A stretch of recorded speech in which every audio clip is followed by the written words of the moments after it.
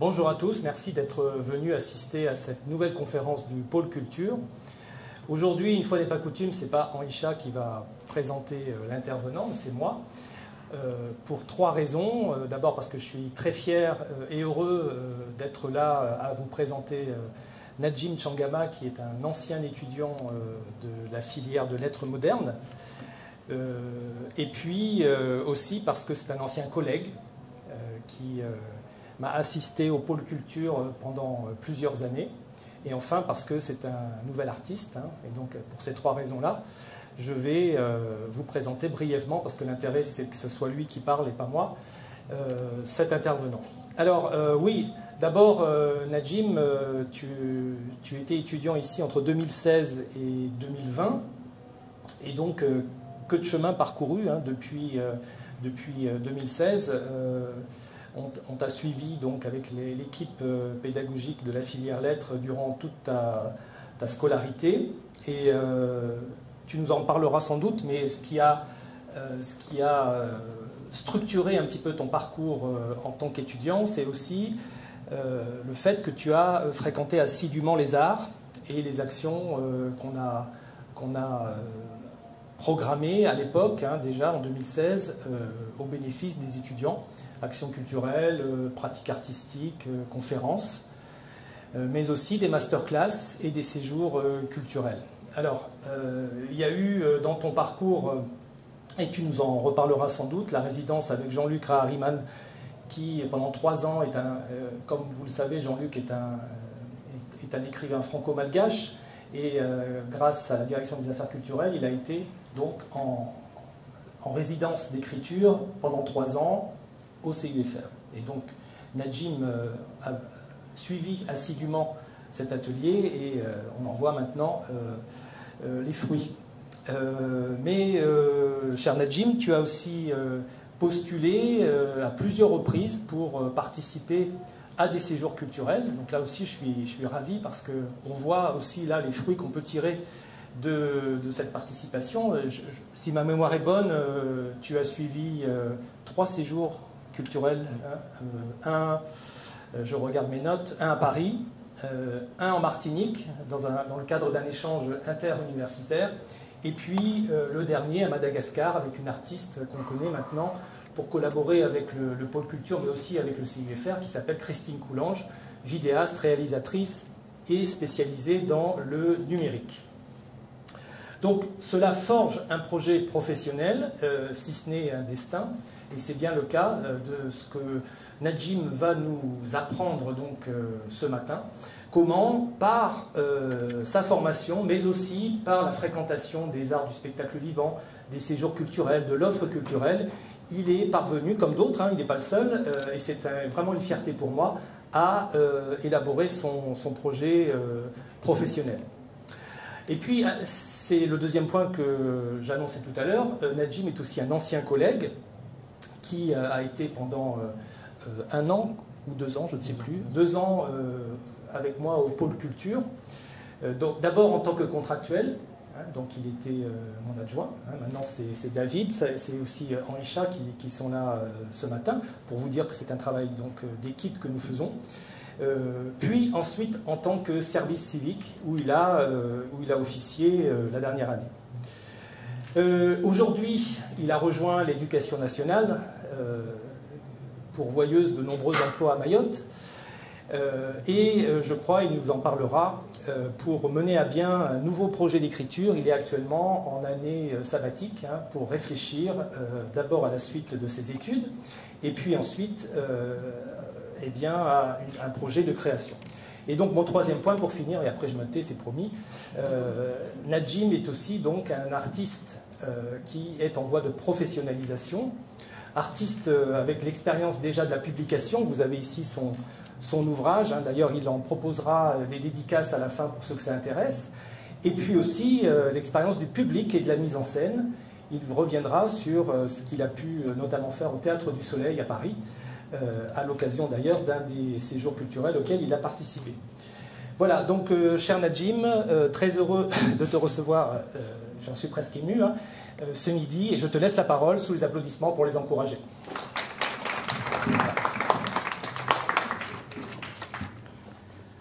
Alors bonjour à toutes et à tous.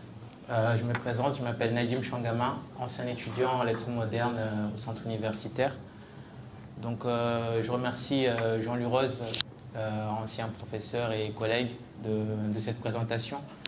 Donc je suis très content de me tenir ici devant vous aujourd'hui parce que ça a été tout un parcours en fait d'être étudiant au centre universitaire, de profiter des actions culturelles jusqu'à arriver à là où j'en suis. Donc je vais faire une petite présentation. J'ai 23 ans et je suis arrivé au centre universitaire en 2016. Donc à la première année, ça se passait plutôt pas bien parce que je venais d'arriver, le temps de m'intégrer, et puis c'est différent du lycée, le contenu des cours, la filière aussi, le temps de m'adapter. Et au fur et à mesure, je me suis retrouvé à m'intéresser en fait à tout ce qui se passait. Parce qu'en fait, quand on arrive à la fac, on a l'impression qu'il ne se passe rien, il n'y a pas grand-chose, alors qu'il y a le pôle culturel qui propose des actions, des voyages, des conférences et des masterclass. Donc parmi mes premières expériences, ça a été les ateliers. J'ai fait un premier atelier avec Dio, un chanteur mahorais. Donc avec lui, on travaillait la voix, on travaillait la musique. J'aimais beaucoup la musique à ce moment-là. Et en parallèle, on faisait des ateliers d'écriture avec l'écrivain Jean-Luc Larimana, donc qui était là pour 3 ans de résidence et en parallèle faisait des ateliers avec nous. Donc avec lui, on voyait tout ce qui était inspiration, tout ce qui était écriture. On échangeait beaucoup. Donc pendant 3 ans, on échangeait avec lui par mail, mais aussi pendant les ateliers, on sortait pas mal, on se rendait, soit on écrivait au CUFR, soit on écrivait à l'extérieur, donc des fois dans des lieux historiques comme la Pointe Mahabou, on allait vraiment chercher l'inspiration à la source, voir des techniques d'écriture. Donc après cette rencontre-là, j'ai participé du coup à une des éditions de Voyage culturel à Paris et nous sommes retrouvés lors de ce voyage-là, un voyage d'immersion. Donc on a fait les théâtres, l'opéra, on s'est baladé, on s'est immergé dans la ville de Paris et on s'est retrouvé à la cartoucherie de Vincennes, au Théâtre du Soleil. Et c'est là où j'ai fait ma première lecture publique. On était dans l'atelier d'écriture, on était une dizaine d'étudiants. Et parmi ces étudiants, certains avaient participé à ce voyage-là. Et du coup, on s'est retrouvés devant un public à lire nos textes. Donc c'était une rencontre formidable parce que certaines personnes ne connaissaient pas l'île de Mayotte, ne nous connaissaient pas. Et ils nous ont découvert à travers les textes, à travers les personnalités, et c'était un échange formidable. Il y avait des rires, il y avait aussi des pleurs, parce que les histoires racontées par les étudiants étaient aussi fortes d'émotion. Nous étions accompagnés du musicien Tao Ravao, et pour moi ça a été le déclic en fait, autant l'écriture mais aussi la mise en scène, parce que je redécouvrais mon texte à travers la musique. Le fait qu'il était venu nous... Enfin, on ne s'était pas préparé vraiment, parce qu'il était là et il a commencé à jouer, et même moi je redécouvrais le texte et j'avais les premières sensations. Et de tout ça, ça m'a nourri, ça m'a engorgé plein d'énergie. Et du coup, à mon retour à Mayotte, je me suis donc engagé auprès du pôle culturel afin d'être adjoint. Et ma mission était de promouvoir la culture, les ateliers, les conférences, et donc de partager ça avec les étudiants, parce que comme je le disais tout à l'heure, certains étudiants ont l'impression qu'il ne se passe rien à la fac, mais il y a des choses qui sont faites et qui peuvent changer une vie, comme ça a changé la mienne. Et c'était intéressant d'aller vers ce public-là. Donc j'ai commencé en 2017 avec en contractuel, et puis après je suis passé en service civique. Et parmi les actions aussi proposées par le pôle culturel, nous avions aussi les masterclass. Donc ça a été aussi l'une des expériences qui m'a nourri, Donc la rencontre avec Christine Coulange de ses éditions numériques. Nous avons fait un premier voyage en 2019, donc j'étais à ce moment-là en L2 à Fianarantsoa. Donc on est allé vraiment chercher en fait l'inspiration parce qu'elle fait de la vidéo et de la musique. Et dans tout ça, elle raconte la culture. Et là, c'était la culture Betsileo, donc du sud de Madagascar, où du coup, on est passé à l'Alliance française. Donc les photos que vous voyez, on est à l'Alliance française en train d'enregistrer. Du coup, nous, on était plus des assistants, donc on l'assistait dans tout ce qui est la technique, dans la prise de son, prise d'image. On a pris aussi des images dans le train. Et à notre retour à Mayotte, on a participé aussi à une autre masterclass d'un audio guide qui est au MUMA, donc le musée de Mayotte qui est basé en Petite Terre. On a fait de la traduction de textes et aussi des montages de ce qu'on avait fait à Madagascar. Et un second voyage, cette fois-ci à Majanga, toujours dans le cadre de masterclass et édition numérique. Là, on a filmé dans les Boutres. On a été dans les villages de pêcheurs. Donc toutes ces techniques, toutes ces histoires m'ont forgé parce que j'imaginais déjà comment je pourrais mettre en scène mes textes, comment je pourrais, parce que j'écris avec beaucoup d'images, comment je pourrais les placer. Et elle avait une façon de raconter ça, elle avait une façon de poser ses mots, de poser son art. Et ça marchait bien en fait, ça matchait l'image et la vidéo et la musique, pardon. Et à la suite de ça, j'ai continué toujours à écrire. Donc moi, j'ai commencé à écrire depuis les ateliers d'écriture. On s'est pas mal aventuré avec certains étudiants, mais beaucoup avec un collègue, Hamza, qui écrit aussi. Donc on a commencé à se rendre dans les collèges et à donner des ateliers d'écriture. Donc au début, on y allait avec Jean-Luc, donc on se présentait en tant que jeune auteur, on présentait nos textes à ce moment-là, donc c'était les textes qu'on travaillait en classe.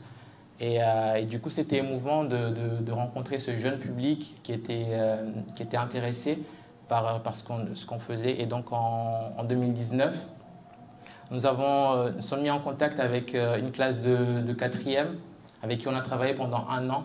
Donc on leur a transmis aussi tout ce que nous, Jean-Luc, nous a donné.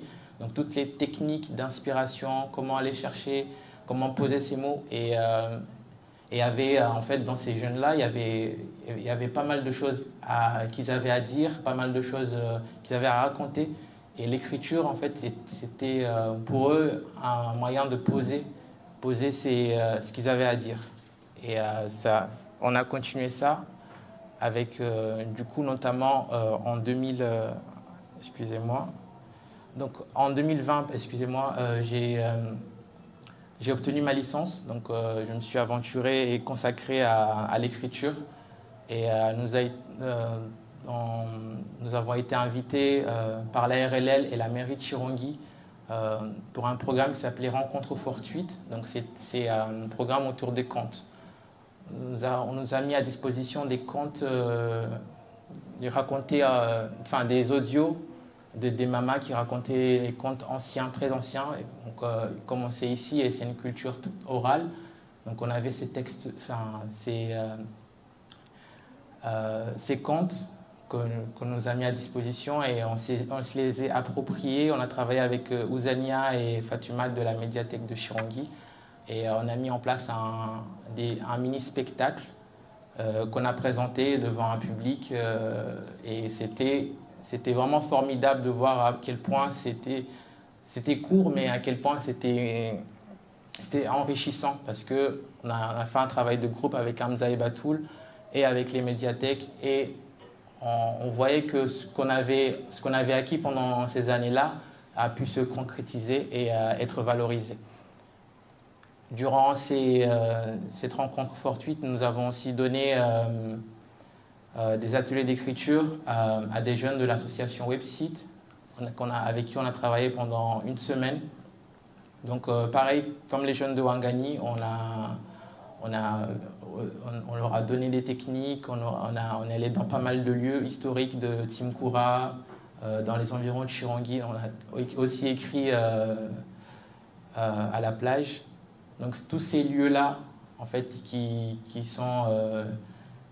parlent de Mayotte. Donc c'était aussi comment eux, leur version de Mayotte, comment eux, jeunes de Mayotte, pouvaient raconter leur île, pouvaient s'immerger dans l'écriture.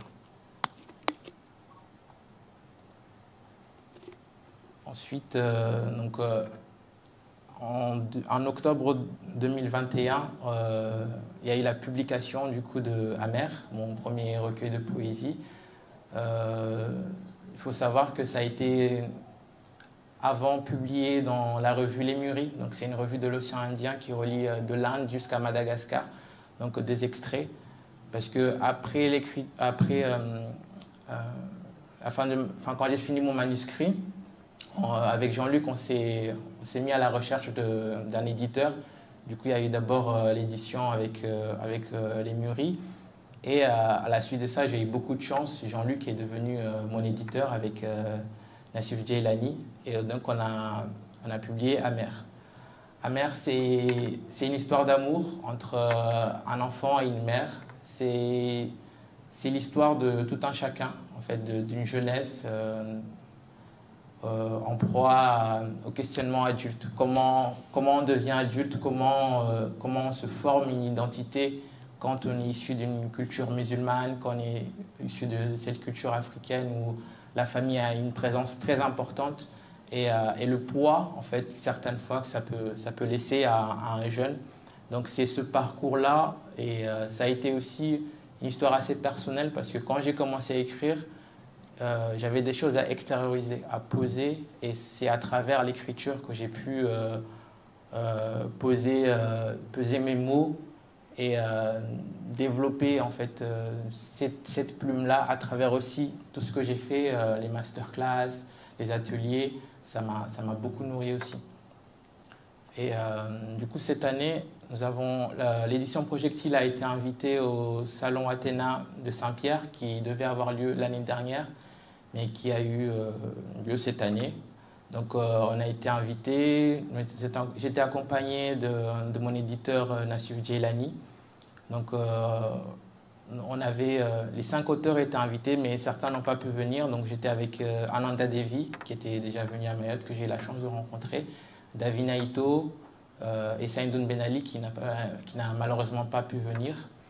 Et c'était très intéressant en fait d'échanger, parce que c'était la première fois que j'échangeais avec le public, d'échanger et de rencontrer ce public-là qui avait lu ou non Amer et qui faisait les retours et qui me posait des questions. Et l'exercice était particulier et ça m'a fait plaisir de le faire, de me retrouver devant ce public réunionnais et de raconter cette histoire, parce que c'est aussi... je l'ai écrit à Mayotte, mais c'était intéressant aussi de le retrouver à La Réunion, en fait, avec ce public réunionnais. Une des rencontres qui m'a ému, c'était avec des jeunes étudiants qui se sont amusés en fait à reprendre les couvertures des livres et à chacun donner son point de vue sur l'histoire, comment ils imaginaient du coup l'histoire de Amer, comment ils l'ont perçu, comment ils l'ont ressenti, et ça a donné ça qui du coup moi-même j'étais impressionné parce que il y a des points que j'ai pas forcément pensé, il y a des choses que j'ai pas du tout pensé. Donc à ce moment-là aussi, j'étais professeur des écoles, donc c'était délicat aussi de faire la transition entre les cours et le parcours littéraire, mais j'ai pu faire la part des deux. Mais cette année, je me consacre entièrement à l'art et en ce moment, je suis en résidence d'écriture où justement, avec tout ce que j'ai traversé avec Christine, j'ai envie de mettre en scène les textes à travers les images et la musique. Du coup, je travaille avec Nacho qui est là. On est en résidence depuis 1 an où on cherche en fait comment rendre immersif la lecture, comment poser ce texte-là à travers la musique, une musique qui est électronique mais avec des sonorités d'ici, comment poser avec les images et des personnages issus de l'archipel des Comores. Donc c'est un peu mon petit parcours que je vous ai présenté rapidement. Je suis très heureux d'être venu ici aujourd'hui. Donc je vous laisse la parole si vous avez des questions.